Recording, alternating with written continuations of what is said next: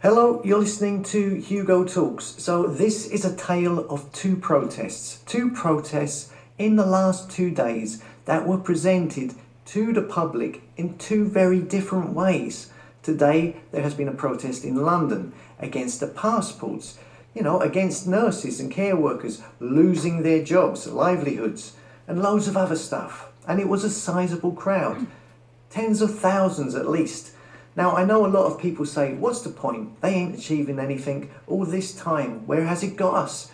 And I understand that point of view, but at the same time, people need to know that they are not alone, that there is a sizable amount of people who are against what is happening.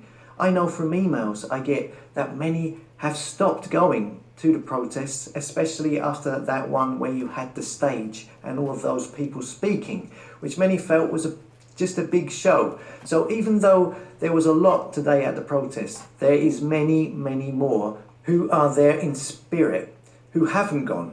And it's good for people to see this size of crowd who are against what is going on and are on their side.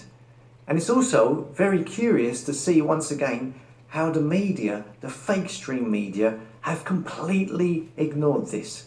I can't find one article, maybe there is one somewhere and I've missed it, but I can't find one article about the protest today.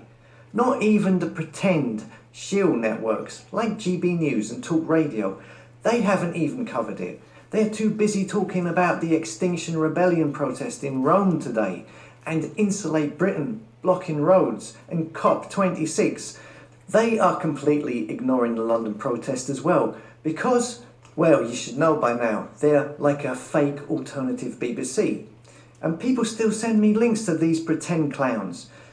Oh, but the guy from the Coast Show, he speaks to me. Yeah, that's his job, to draw you in and make you believe that there is someone speaking up for you at that station, to get that audience, to get subscribers, and then use 99% of their time to create output to manipulate your opinion with all their other guff.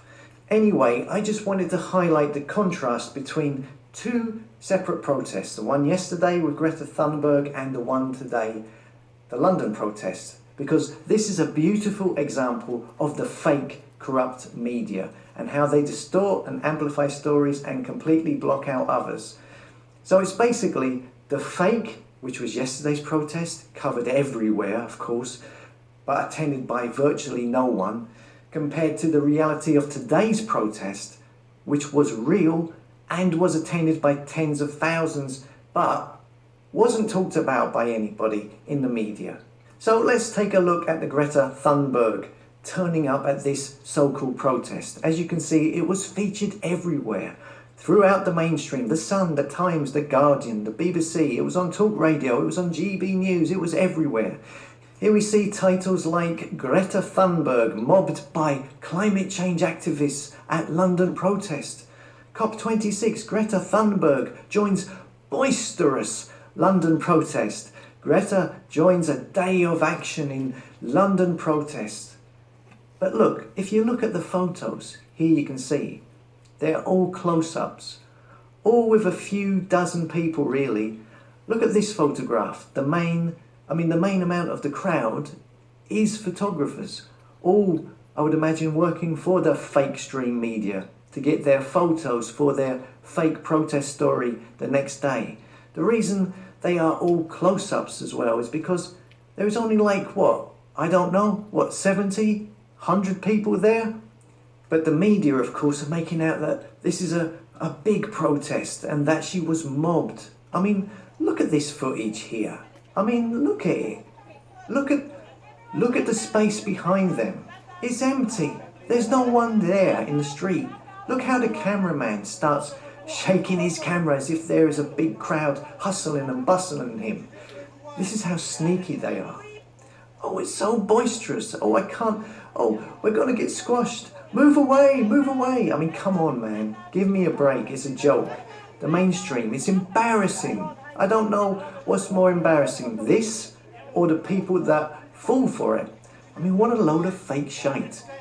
Greta joins boisterous London protest. Greta mobbed by fans at London protest. This isn't a protest. This is a fake stream media photo shoot outside a building on a London street, attended by 50 to 100 people, in order to push the agenda in the media.